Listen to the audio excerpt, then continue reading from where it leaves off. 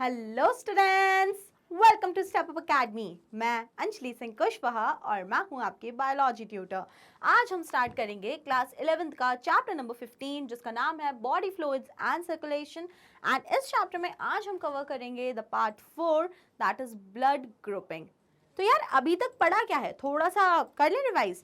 अभी तक हमने बेसिकली देखा था human circulatory system and we have studied everything about blood. तो ब्लड क्या होता है, ब्लड के कौन कौन से कंपोनेंट्स होते हैं, किस कंपोनेंट की क्या स्पेशलिटी होती है, वो सारी चीजें हमने देखी थी।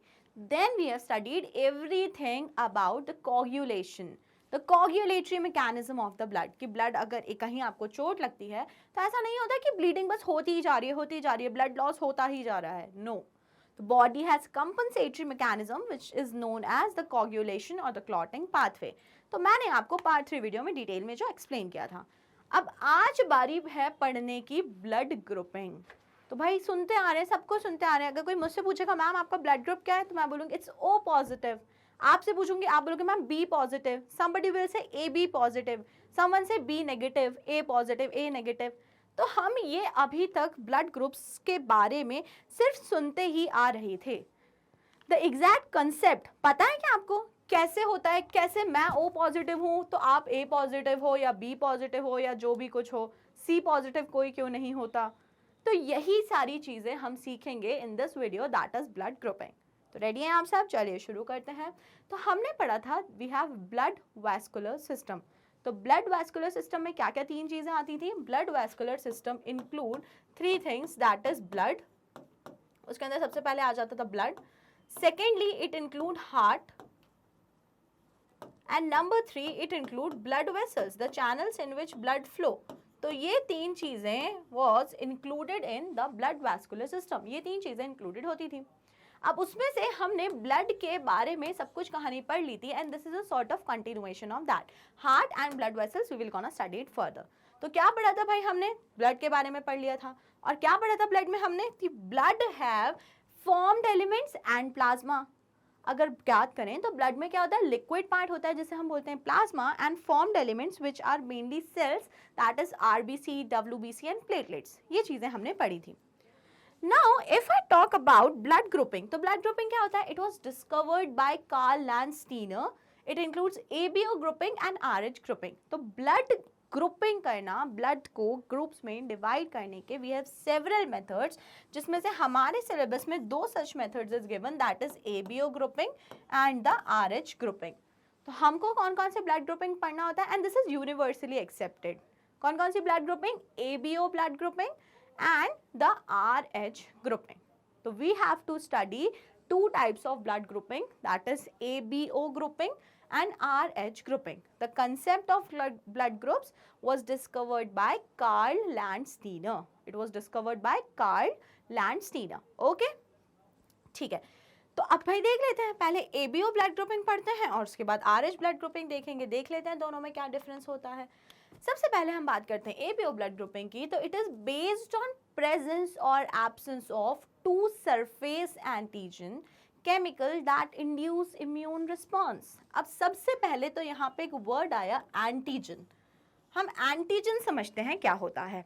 देखो, हमारी बॉडी में अगर कोई भी पैथोजन आया, मतलब सीधी बात, हमारी बॉडी को कोई नुकसान पहुंचाने के लिए कोई भी फॉरेन एजेंट हमारी बॉडी को अटैक कर रहा है, it may be bacteria, virus, parasite, protozoa, कुछ भी आके हमारी बॉडी को अटैक कर रहा है, that agent will be refer to as antigen.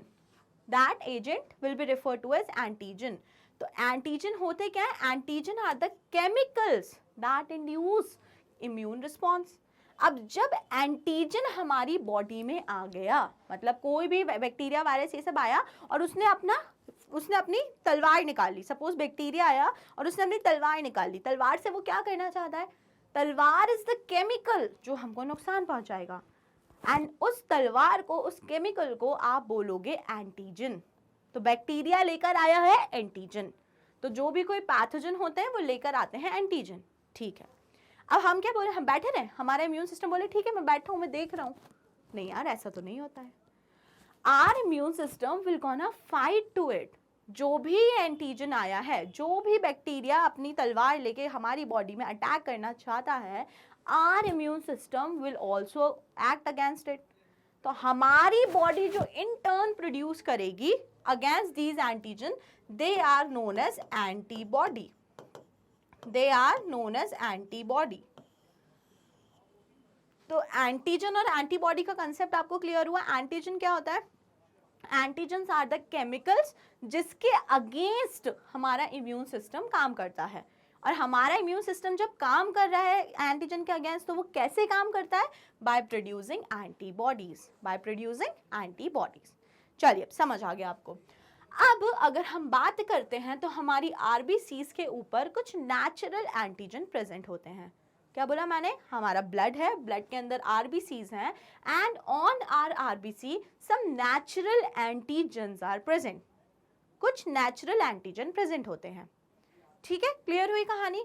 सो अब एंटीजन कौन कौन से हो सकते हैं आरबीसी के ऊपर? आरबीसी के ऊपर मेनली दो टाइप के एंटीजन हो सकते हैं, या तो ए एंटीजन या तो बी एंटीजन। दो एंटीजन होते हैं सरफेस एंटीजन जो आरबीसी के ऊपर हो सकते हैं। Either it could be A antigen or it could be B antigen. तो आप यहाँ पे देख रहे हो, the blue coloured is the A antigen on RBC, the purple colour और जो थोड़ा सा आपको पिरामिडल शेप का दिख रहा है, this is the B antigen. उसके बाद आपको तीसरा केस अगर दिख रहा है तो यहाँ पर थर्ड वाली आरबीसी में A antigen is also present and B antigen is also present. And अगर आप लास्ट वाली आरबीसी में देख रहे हो तो neither A antigen nor be antigen. Last वाली आरबीसी पे कोई सा भी एंटीजन प्रेजेंट नहीं है। तो आपको यहाँ से एक कंसेप्ट डेवलप करना होगा कि चार केसेस हो सकते हैं। सरफेस एंटीजन प्रेजेंट है ए एंड बी। तो कंडीशन चार क्या क्या हो सकती है? या तो सिर्फ ए प्रेजेंट होगा आरबीसीज पे, या सिर्फ बी प्रेजेंट होगा, या ए और बी दोनों प्रेजेंट होंगे, या ए और बी दोनों ही प्रेजेंट नहीं होंगे। तो आपको चार सिनेरियो समझ में आ गए कि क्या क्या कंडीशन हो सकती है आरबीसी के ऊपर। तो ये आरबीसी के ऊपर कोई भी दो एंटीजन, कोई मतलब कुछ भी एंटीजन हो सकता है, ये जरूरी नहीं है, और ऐसा भी हो सकता है या फिर कोई सा भी एंटीजन ना हो। Clear? Now similarly plasma contain two antibody. अब एंटीजन जो थे वो कहाँ प्रेजेंट थे? एंटीजन प्रेजेंट थे on the surface of RBC. RBC के ऊपर प्रेजेंट होते हैं एंटीजन। नाउ जो प्लाज्मा होता है हमारी ब्लड का, जो आरबीसी है उसमें तो एंटीजन प्रेजेंट है ए एंड बी। अब जो प्लाज्मा होता है, प्लाज्मा में प्रेजेंट होती हैं antibody. Now what are antibody? Protein produced in response to antigen. एंटीजन से लड़ने के लिए, एंटीजन को खत्म करने के लिए जो भी प्रोटीन्स का प्रोडक्शन हमारी बॉडी में होता है, they are refer to as antibodies. तो एंटीजन क्या होते हैं? ऐसे केमिकल्स जो इम्यून रिस्पॉन्स करवाते हैं। और एंटीबॉडी क्या होती है? ऐसे प्रोटीन स्ट्रक्चर जो एंटीजन के अगेंस्ट, एंटीजन को मारने के लिए काम करते हैं। तो antibodies are present in plasma and antigen are present on RBC. Now जैसे कि दो एंटीजन होते हैं, कौन कौन से एंटीजन होते हैं? तो A and B. Similarly we have two type of antibodies, anti A and anti B. तो दो एंटीबॉडी कौन कौन सी हैं? Anti A and anti B. Similarly दो एंटीजन कौन कौन से थे? Antigen A and antigen B. तो अभी तक जो पढ़ाया उसको जल्दी से रिवाइज कर लेते हैं। उसको रिवाइज करके हमें ये समझ में आएगा, देखो क्या समझ में आएगा हमें। पहले एंटीबॉडी देख लो। ये जो येलो कलर की आपको दिख रही हैं, these are anti B antibody. Anti B जो आपको यहाँ पे दिख रही है, these are anti A antibody. और यहाँ पे कुछ भी नहीं बना हुआ है, और यहाँ पे ए और बी एंटीबॉडी दोनों बनी हुई है। तो अभी तक की कहानी जितना आपको सिर्फ समझ में आना चाहिए वो ये समझ आना चाहिए, आरबीसी की सरफेस पे क्या प्रेजेंट होता है? एंटीजन। क्या प्रेजेंट होता है? एंटीजन। प्लाज्मा में क्या प्रेजेंट होता है? प्लाज्मा में प्रेजेंट होता है एंटीबॉडी। कौन किसको खत्म करता है? एंटीबॉडी काम करती है अगेंस्ट एंटीजन। एंटीबॉडी एंटीजन को खत्म करती है। इतनी बात आपको याद हो गई।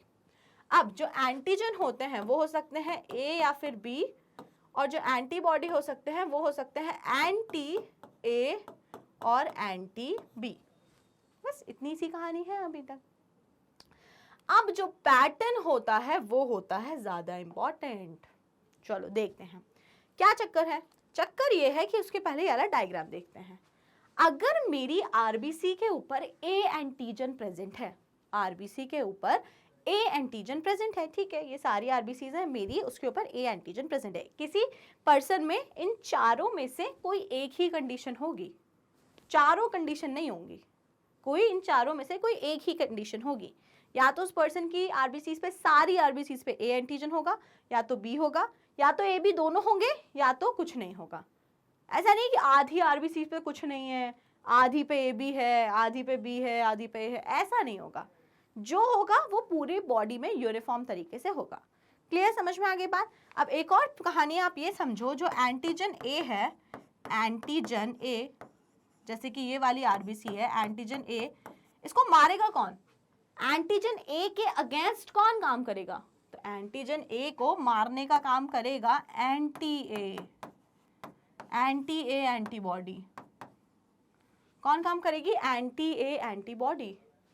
अगर इस पर्सन की बॉडी में ऐसी आरबीसीज हैं जिसकी सरफेस पर ए एंटीजन है, और अज्यूम करो, सोचो ऐसा, इमेजिन करो, अगर इस पर्सन के प्लाज्मा में एंटी ए एंटीबॉडी होती तो क्या होता? ये सारी की सारी एंटी ए एंटीबॉडी जाके ये सारी आरबीसीज को मार डालती। क्यों मार डालती?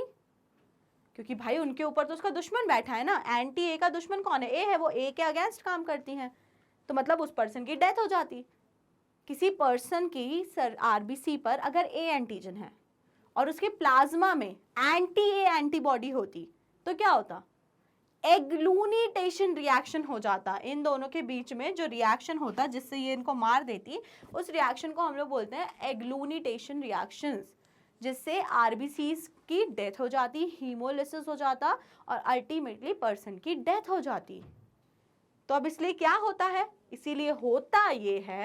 इसीलिए ये होता है कि if any person have a antigen on his RBC, his और हर आरबीसी, अगर किसी पर्सन की आरबीसी पर ए एंटीजन है तो एंटीबॉडी कौन सी प्रेजेंट होगी? Antibody will be anti B. Antibody कौन सी होगी? Anti B. सेंस बन रहा है कि नहीं बन रहा है? अब देखो, ए एंटीजन को कभी भी एंटी बी नहीं मारेगी, क्योंकि इसका दुश्मन बी एंटीजन है, ना कि ए। तो अब ये जब नहीं मारेगी तो पर्सन विल बी नॉर्मल। साथ ही साथ में क्या होगा? अगर इस पर्सन के ब्लड में मैं किसी और पर्सन का ब्लड इंजेक्ट करती हूँ और सपोज मैंने वो ब्लड जो है वो बी वाले पर्सन का डाल दिया, बी ब्लड ग्रुप वाला डाल दिया, तो क्या होगा? तो होगा ये कि एंटी बी जो है उस ब्लड को खत्म कर देगी। तो आप इसीलिए ए वाले पर्सन में बी वाले का ब्लड नहीं दे सकते हैं। समझ में आई कहानी? एग्लूनीटेशन रिएक्शंस के कारण। तो अभी आपको क्या समझ में आया? अगर किसी पर्सन के सरफेस, आरबीसी के सरफेस पर ए एंटीजन है तो उसमें एंटीबॉडी प्रेजेंट होगी anti B, and the blood group of that person will be A. Blood group क्या होगा उस पर्सन का? ए। अभी पॉजिटिव नेगेटिव की बात नहीं करना, the blood group will be A. Second बात करते हैं, अगर किसी भी पर्सन की आरबीसी के ऊपर बी एंटीजन है तो एंटीबॉडी कौन सी होगी? Antibody will be anti A. Antibody कौन सी रहेगी? Anti A. तो B antigen, antibodies anti A, and blood group will be B. Blood group क्या होगा? बी। तो it is the surface antigen which decide the blood group. Blood group कैसे decide होता है? कि आपकी आरबीसी के ऊपर कौन सा एंटीजन प्रेजेंट है। तब उससे आपको समझ आ रहा होगा कि अगर आपका ब्लड ग्रुप ए पॉजिटिव या ए नेगेटिव है तो मतलब आपकी आरबीसी के ऊपर ए एंटीजन है। अगर आपका ब्लड ग्रुप बी है तो मतलब आपकी आरबीसी के ऊपर बी एंटीजन है। अगर आपका ब्लड ग्रुप ए बी है तो मतलब आपकी आरबीसी के ऊपर ए एंटीजन भी है, बी एंटीजन भी है। ठीक है, तो अगर किसी पर्सन का ब्लड ग्रुप ए बी है तो मतलब ए एंटीजन भी है, बी एंटीजन भी है। अब जब ए और बी एंटीजन दोनों प्रेजेंट है तो अगर इन दोनों में से कोई सी भी एंटीबॉडी यहाँ पे अगर होती तो पूरे ब्लड को पूरा ब्लड खत्म नहीं कर देती, हीमोलिसिस नहीं हो जाता। तो इसीलिए in this person, A B वाले पर्सन में there are no antibodies in plasma. Plasma में कोई सी भी एंटीबॉडी नहीं होती। आई बात समझ? And if I lastly talk about O blood group, तो आप बोलोगे मैम ओ ब्लड ग्रुप में ओ एंटीजन होता है क्या हमारे आरबीसी के ऊपर? नो, वो एक्चुअली ओ तो था ही नहीं कभी, वो जीरो था। जीरो से ये मतलब है कि जो लास्ट वाले कैटेगरी ऑफ पीपल हैं इनकी आरबीसी के ऊपर कोई सा भी एंटीजन नहीं है, ना ही ए एंटीजन ना ही बी एंटीजन। तो अगर आप ओ वाले लोगों को देखो तो here antigen on RBC is nil, मतलब आरबीसी के ऊपर कोई सा भी एंटीजन प्रेजेंट नहीं है।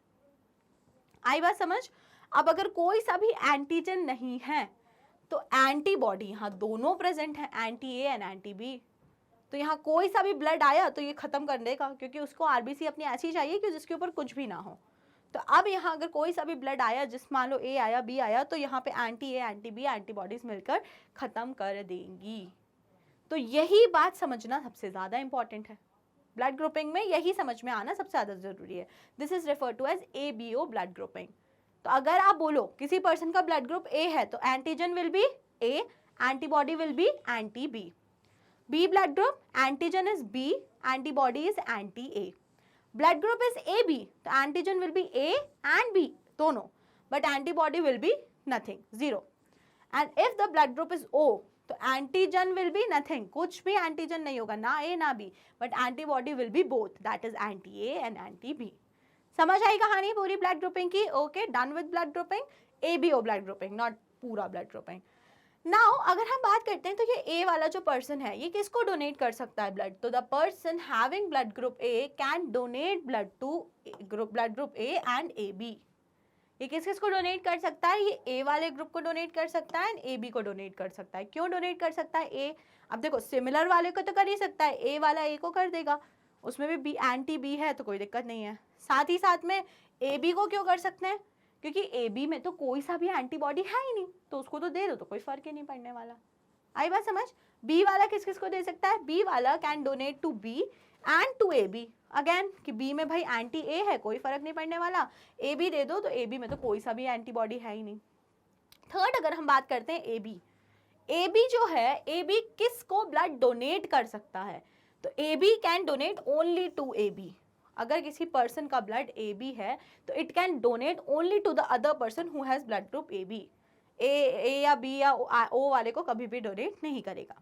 And lastly if we talk about O, तो O can donate to anyone, O can donate to anyone, A B and O. आई बात समझ? पक्का पक्का? ठीक है ठीक है। और यहाँ जो नेक्स्ट है कैन रिसीव ब्लड फ्रॉम, तो भाई देख लेते हैं। जो ए बी अगर आप देखो तो ए बी यहाँ चारों जगह है, यहाँ भी यहाँ भी यहाँ भी यहाँ भी। और अब यहाँ सिमिलरली अगर हम देखें कि किससे ब्लड ले सकते हैं, कभी अगर इन पर्सन को ब्लड की जरूरत पड़ गई तो A can take from A and O, B can take from B and O, A B can take from anyone, A B और ओ, बिकॉज उसमें कोई एंटीबॉडी नहीं है तो कोई चांस ही नहीं है। और ओ वाला सिर्फ और सिर्फ ओ से ले सकता है, उसको कोई भी ऐसे ब्लड नहीं दे देगा क्योंकि उसमें दोनों एंटीबॉडी प्रेजेंट है, एंटी ए एंटी बी, इसीलिए उसमें सिर्फ और सिर्फ ओ से ही हम लोग ब्लड को ले सकते हैं। तो क्लियर हुआ concept of blood grouping, ABO blood grouping. तो यहाँ से हमको ये समझ में आया एबीओ ब्लड ग्रुपिंग से antigen A reacts with anti A, antigen B reacts with anti B. ठीक है, तो एंटीजन ए जो है वो एंटी ए काम करता है against antigen A and anti B काम करता है अगेंस्ट एंटीजन बी। इसीलिए कभी भी किसी पर्सन में ये साथ में नहीं होते। अगर एंटीजन ए है तो एंटीबॉडी बी होगी और अगर एंटीजन बी है तो एंटीबॉडी ए होगी। समझ आई कहानी? ठीक है। Mixing of blood with interactive antigens and antibody cause clumping और एग्लूनिटेशन ऑफ आरबीसीज। अगर हमने ध्यान नहीं दिया है, हमने कैसे भी ब्लड ट्रांसफ्यूजन कर दिए हैं, हमने ब्लड ग्रुप्स चेक नहीं करे हैं, तो क्या हो सकता है? एंटीजन एंटीबॉडी रिएक्शन हो सकता है, एग्लूटिनेशन रिएक्शंस हो सकती हैं आरबीसी के, जिनसे आरबीसी की क्लम्पिंग हो जाएगी एंड इवेंचुअली आरबीसीज की डेथ हो जाएगी। क्लियर? Okay, good. नाउ एक और कहानी। O group person are called universal donor. जिनका ब्लड ग्रुप ओ होता है they are the universal donor. O blood group वाले पर्सन किसी भी इंडिविजुअल को ब्लड दे सकते हैं। क्यों दे सकते हैं? बिकॉज उनके बॉडी में उनकी एंटीजन के आरबीसी के ऊपर कोई सा भी एंटीजन नहीं होता। So they are universal donor as they can donate blood to person with any blood group. ठीक है, तो they are universal donors. And if we talk about A B group, तो ए बी ग्रुप में क्या चक्कर है? AB group persons are universal recipients. Recipients मतलब कि ऐसे पर्सन जिनका ब्लड ग्रुप AB है, they can receive blood from any of the blood group. तो O वाले सबको दे सकते हैं एंड AB वाले ब्लड ग्रुप वाले लोग सभी से ब्लड वापस से ले सकते हैं.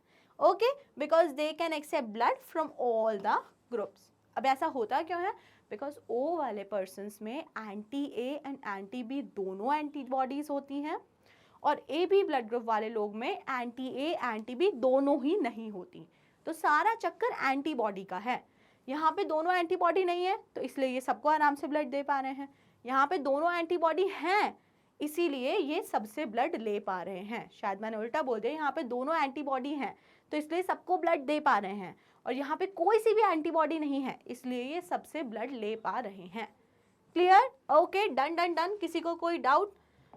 सो here we are done with ABO blood grouping. तो आपको समझ में आया जो पहला ब्लड ग्रुपिंग सिस्टम है उसके बेसिस पे 4 टाइप के ब्लड ग्रुप हो सकते हैं, A, B, AB and O. किस ब्लड ग्रुप में क्या होता है, आरबीसी के ऊपर कौन सा एंटीजन होता है, उसके अगेंस्ट एंटीबॉडी प्लाज्मा में कौन सी होती है, ये सारी बातें अभी हमने डिस्कस करी. अब बारी है पढ़ने की दिस RH ग्रुपिंग. सो दूसरा आपने देखा था ना, we have to study ABO and RH. चलो देख लेते हैं RH क्या होता है. तो RH rhesus factor is an antigen found on RBC. तो जैसा अभी आपने देखा हमारे आरबीसी के ऊपर A या B एंटीजन प्रेजेंट था, या तो कोई सा भी नहीं था या तो दोनों थे. Similarly, one more antigen is present on our RBC, which is RH factor or the RH antigen. हमारी RBC के ऊपर एक और एंटीजन प्रेजेंट होता है जिसे हम बोलते हैं RH एंटीजन. तो ये क्या करता है RH एंटीजन भाई? RH positive means the presence of RH factor and RH negative means absence of RH factor. अगर मैं बात कर रही हूँ मेरी RBC के ऊपर ये RH एंटीजन प्रेजेंट है तो मैं इसको बोलूँगी RH पॉजिटिव, और अगर मैं मेरी RBC के ऊपर RH एंटीजन प्रेजेंट नहीं है तो it will be RH negative. It will be RH negative. समझ आ रहा है? तो भाई आरबीसी के ऊपर अगर RH एंटीजन प्रेजेंट है तो इट इज RH पॉजिटिव और अगर प्रेजेंट नहीं है तो इट इज RH नेगेटिव. अब ये RH क्यों बोलते हैं? Because RH was derived from a monkey. एक मंकी होता है जिसका नाम होता है rhesus monkey and rhesus monkey में भी RH एंटीजन होता है and similar antigen is found in our RBCs also, in humans RBC. So that is why it is referred to as RH antigen. Okay? Now nearly 80% of humans are RH positive. तो अगर हम बात करते हैं तो normal population में 80% लोग 80% people are RH positive. मतलब हमारी पॉपुलेशन में 80% लोग ऐसे हैं जिनकी RBC के ऊपर this RH antigen is present. RH antigen क्या होता है? प्रेजेंट होता है. ठीक है, अब क्या डिसाइड करता है RH antigen? Anti RH antibody are not naturally found. RH को ख़त्म करने के लिए एंटी RH एंटीबॉडीज़ जैसा कुछ भी नहीं है. तो हमारी बॉडी में एंटी RH एंटीबॉडी जैसा कुछ भी नहीं है. ठीक है, so RH negative person can receive RH positive blood only once but it cause the development of anti RH antibodies in his blood. अब देखो, जब एंटी RH एंटीबॉडीज जैसा कुछ भी नहीं है तो उससे हो क्या रहा है? उससे ये हो रहा है कि चाहे RH पॉजिटिव हो चाहे RH नेगेटिव हो, चाहे चलो नेगेटिव वाला पर्सन है, हम नेगेटिव वाले पर्सन को पॉजिटिव ब्लड दे सकते हैं क्योंकि एंटी RH जैसा कुछ नहीं है. लेकिन जब आपने एक बार ब्लड दे दिया, एक बार ब्लड का ट्रांसफ्यूजन हो गया, सो नाउ दिस नेगेटिव वाला person will develop anti RH. Naturally anti RH जैसा कुछ भी नहीं था, ठीक है, नहीं था. लेकिन जब हमने इस RH पॉजिटिव वाले ब्लड को RH नेगेटिव वाले पर्सन को दिया, ट्रांसफ्यूजन किया, तो now this negative person, RH negative person will develop anti RH antibodies. अब वो पर्सन RH के लिए डेवलप कर लेगा एंटीबॉडी. और अब अगर हमने फर्दर ट्रांसफ्यूजन करा, अब हमने फिर से सेकेंड ट्रांसफ्यूजन करा, फिर से हमने सोचा कि चलो ठीक है एक और बार इस पर्सन को RH पॉजिटिव ही दे देते हैं, तो now this time clumping will happen and RBC will die. Agglutination will occur, clumping of RBC will occur. क्यों? बिकॉज अब the person with RH negative have now anti RH antibodies. अभी तक नहीं थी लेकिन एक बार ब्लड ट्रांसफ्यूजन के बाद एंटी RH एंटीबॉडी डेवलप हो गई हैं.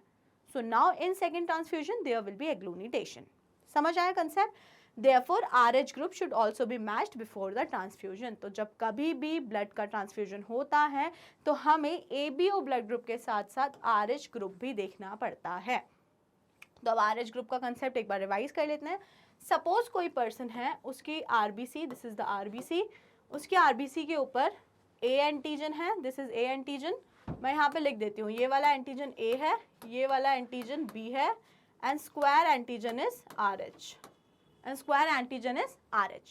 तो 3 एंटीजन आपने देखे. तो इस पर्सन की RBC के ऊपर मुझे क्या दिख रहा है, इसके ऊपर एक मुझे A एंटीजन दिख रहा है और मैं यहाँ पे स्क्वायर ड्रॉ कर देती हूँ, मुझे RH एंटीजन दिख रहा है. तो ब्लड ग्रुप क्या होगा बताइए? This will be A positive. This will be A positive. Second case ले लेती हूँ, RBC है, ये RBC है. RBC के ऊपर मुझे सिर्फ और सिर्फ एक सर्कल दिख रहा है. तो this person will be A negative. ये पर्सन क्या होगा? ये पर्सन होगा A नेगेटिव. क्लियर? तो A पॉजिटिव नेगेटिव कैसे डिसाइड करते हैं, आपको क्लियर हुआ? Positive and negative is decide by presence और absence of RH antigen. A B तो आपको समझ में आ गया. A B O कैसे डिसाइड करते हैं. तो उसी तरीके से बस अगर RH एंटीजन और अगर है तो वो पॉजिटिव हो जाएगा, अगर RH एंटीजन नहीं है तो पर्सन विल बी नेगेटिव. अच्छा, एक और एग्जाम्पल देख लो जल्दी से. क्या एग्जाम्पल बोल रही हूँ मैं? ये एक RBC है, ये एक RBC है, इसके ऊपर सिर्फ और सिर्फ ये RH एंटीजन प्रेजेंट है. तो आप इसे क्या बोलोगे, कौन सा ब्लड ग्रुप होगा? This will be O positive. और अगर मैं इस RBC के ऊपर से ये वाइट वाला जो है, ये जो वाइट वाला था हमारा एंटीजन RH, ये भी हटा दूं, अब इसके ऊपर कोई सा भी एंटीजन नहीं है, तो ये क्या कहलाएगा? This will be O negative. This blood group will be O negative. तो total 8 type of blood groups possible. A positive A negative, B positive B negative, AB positive AB negative, O positive O negative. Clear? Okay, ठीक है. तो अब यहाँ से आपको ये चीज़ realise हुई होगी कि ABO ब्लड ग्रुपिंग जितना इंपॉर्टेंट है मैच करना during transfusion reactions, similar is the RH antigen या RH ग्रुपिंग इज ऑल्सो. तो भाई हमें ट्रांसफ्यूजन्स के टाइम पे RH ब्लड ग्रुप या RH एंटीजन भी मैंडेटरीली मैच करना चाहिए. अब RH इनकम्पैटिबिलिटी का एक क्लिनिकल केस होता है which is very very important और स्कूल में जनरली ये पूछा जाता है. इसको, ये जो कंडीशन होती है, दिस इज इराइथ्रोब्लास्टोसिस फीटालिस. कंडीशन का नाम क्या है? इराइथ्रोब्लास्टोसिस फीटालिस. तो ये कंडीशंस किस में होती है? दिस कंडीशन अगर इन फीटल किस में होती है? जो हमारे फीटस होते हैं, मतलब कि ड्यूरिंग प्रेगनेंसी जब बेबी डेवलप होता है in the uterus of a mother, उस टाइम पे ये कंडीशन हो सकती है which is known as erythroblastosis fetalis. तो इराइथ्रोब्लास्टोसिस का क्या मतलब है? Erythrocytes are RBC. तो in this condition there is clumping of RBC. क्या हो जाता है? RBC की क्लम्पिंग हो जाती है इन द फीटस. अब क्यों हो जाती है भाई RBC में, RBC की क्लम्पिंग फीटस के अंदर? चलिए देख लेते हैं. होता क्या है, देखिए, अगर अगर अगर ऐसी कोई कंडीशन है, इफ द फादर यहाँ देखिए, ये है मदर और ये है फादर, ठीक है. जो मदर है she is RH negative. Mother क्या है? RH नेगेटिव, RH एंटीजन नहीं है. एंड जो फादर है वो है RH पॉजिटिव. फादर क्या है? RH positive. Now they have a baby, उनका एक बेबी हो रहा है, ठीक है. द मदर इज प्रेग्नेंट और जिनका बेबी है उसका ब्लड ग्रुप जो है वो RH पॉजिटिव है. मतलब जो बेबी है उसने अपने फादर का ब्लड ग्रुप एक्वायर किया है, ही इज RH पॉजिटिव. तो बेबी का ब्लड ग्रुप क्या है? बेबी का ब्लड ग्रुप है RH पॉजिटिव. ठीक है भाई, RH पॉजिटिव है, बढ़िया. अब बेबी मदर की बॉडी में है, मदर की बॉडी में क्या नेचुरली कोई एंटी RH जैसा कुछ होता है क्या? नहीं होता. अभी अभी आपने पढ़ा था. अब फर्स्ट प्रेगनेंसी, अभी ये इनका फर्स्ट बेबी है, फर्स्ट बेबी. तो फर्स्ट बेबी RH पॉजिटिव है, ठीक है. उसने प्रेगनेंसी में कोई भी प्रॉब्लम नहीं हुई, आराम से. डिलीवरी ऑफ द बेबी पे आते हैं. ड्यूरिंग प्रेगनेंसी कोई भी प्रॉब्लम नहीं हुई. अब आओ सीधे डिलीवरी में. जब बेबी की डिलीवरी हुई तो क्या हुआ? During the delivery of the baby जो बेबी का RH पॉजिटिव ब्लड था वो मदर के RH नेगेटिव ब्लड के साथ मिक्सिंग हुई. तो ड्यूरिंग डिलीवरी क्या हुआ? RH पॉजिटिव और RH नेगेटिव इन ब्लड की क्या हुई? मिक्सिंग हुई ड्यूरिंग डिलीवरी. नॉर्मल प्रेगनेंसी में मिक्सिंग क्यों नहीं हो रही थी? बिकॉज मदर और फीटस दोनों को सेपरेट करके रखा था प्लासेंटा ने। प्लासेंटा एक स्ट्रक्चर होता है जो दोनों को, मदर और बेबी को सेपरेट आउट करके रखता है। बट जब डिलीवरी ऑफ द बेबी होती है तो उस टाइम पे क्या होता है कि RH पॉजिटिव और RH नेगेटिव ब्लड की मिक्सिंग हो जाती है। पॉजिटिव किसका है? बेबी का, एंड नेगेटिव ब्लड किसका है? मदर का। अब जैसे ही मदर के RH नेगेटिव ब्लड में बेबी का RH पॉजिटिव ब्लड मिक्स होता है तो मदर की बॉडी सिंथेसाइज कर लेती है एंटी RH एंटीबॉडीज। मदर की बॉडी में क्या बन जाते हैं? एंटी RH एंटीबॉडीज बन जाती हैं। ठीक है, बढ़िया, ठीक है, हो गई। अब की बार अब क्या हुआ, ये लेडी फिर से सेकेंड टाइम प्रेग्नेंट हुई, सेकेंड बेबी। अब सेकेंड बेबी जो है वो भी इवेंचुअली RH पॉजिटिव है। जो सेकेंड बेबी है वो भी कैसा है? RH पॉजिटिव है। नाउ ड्यूरिंग दिस टाइम, जब अब सेकेंड बेबी है तो दिस टाइम पे क्या होगा, मदर की बॉडी में ऑलरेडी एंटी RH प्रेजेंट है, और अगर बेबी RH पॉजिटिव होता है तो क्या होगा, anti RH antibodies present in the maternal blood will destroy the RBCs of the fetus, because mother के ब्लड में एंटी RH प्रेजेंट है। तो इस बच्चे की भी, बच्चा तो RH पॉजिटिव है ना, मतलब RBC के ऊपर RH एंटीजन है, तो मदर का जो ब्लड है उसमें प्रेजेंट एंटी RH वो डिस्ट्रॉय करने लगेगा RBCs ऑफ द बेबी, जिसके कारण क्या होगा, बेबी को जॉन्डिस हो सकता है, बेबी को सीवियर कंडीशंस हो सकती हैं, एंड अल्टीमेटली उसको इवेंचुअली कंडीशन होगी जिसको बोलते हैं इराइथ्रोब्लास्टोसिस फीटालिस। उसके इराइथ्रोसाइट्स की डेथ होने लगेगी, RBCs खत्म होने लगेंगी।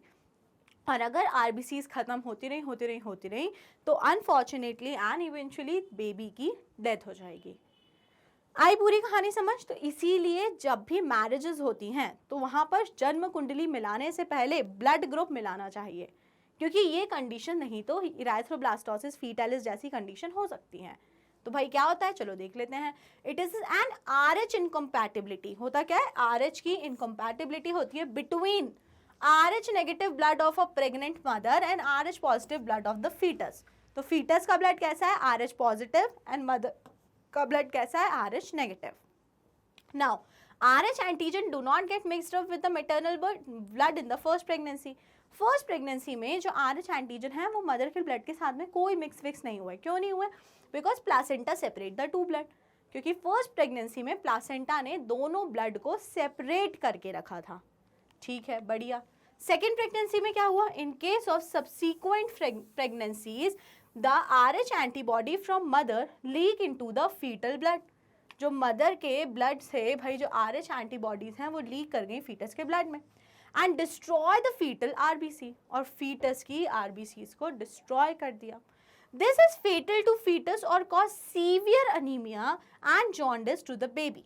तो भाई ये जो कंडीशन होती है जब RBCs की डेथ होने लगी उससे अनीमिया और जॉन्डिस हो सकता है, and this condition is called erythroblastosis fetalis. इसी कंडीशन को हम बोलते हैं इराइथ्रोब्लास्टोसिस फीटालिस। सो ये एक RH इनकम्पैटिबिलिटी का केस होता है। ठीक है, इराइथ्रोब्लास्टोसिस फीटालिस कैन बी अवॉइडेड। अब भाई रोकना है ना, ऐसे ना हो सपोज कोई प्रेग्नेंट लेडी है who is negative but her baby is RH positive, तो अब भाई उसके बेबी को सेव रखने के लिए हमें कुछ तो करना पड़ेगा ना। तो क्या करते हैं, administration of anti RH antibodies to the mother. हम मदर को एंटी RH एंटीबॉडीज फीड कराते हैं ताकि जो उसकी ब्लड में एंटी RH एंटीबॉडीज हैं वो इनएक्टिव हो जाए और बेबी को, फीटस को कोई भी नुकसान ना पहुंचाएं। आगे पूरी कहानी समझ में? ओके तो इसीलिए जैसे ही फर्स्ट डिलीवरी होती है आफ्टर दैट मदर को इमिडिएटली हम लोग स्टार्ट कर देते हैं विद एंटी RH एंटीबॉडीज, जिसके कारण जो एंटी RH फैक्टर प्रेजेंट है मैटरनल ब्लड में वो आने वाली सब्सिक्वेंट प्रेगनेंसीज में बेबी को कोई भी हार्म ना पहुंचे। Okay so that is it for today. हमने पढ़ा everything in detail about blood grouping. तो अगर आपके कोई भी डाउट्स हो रिलेटेड टू टॉपिक और योर ब्लड ग्रुप तो आप अपने डाउट्स पूछ सकते हैं। और अगर सब कुछ समझ आ गया है, वीडियो पसंद भी आ गई है और मज़ा भी आ गया है तो जल्दी से वीडियो को कर देना लाइक और स्टेप अप अकेडमी को कर लेना subscribe. Thank you and keep watching.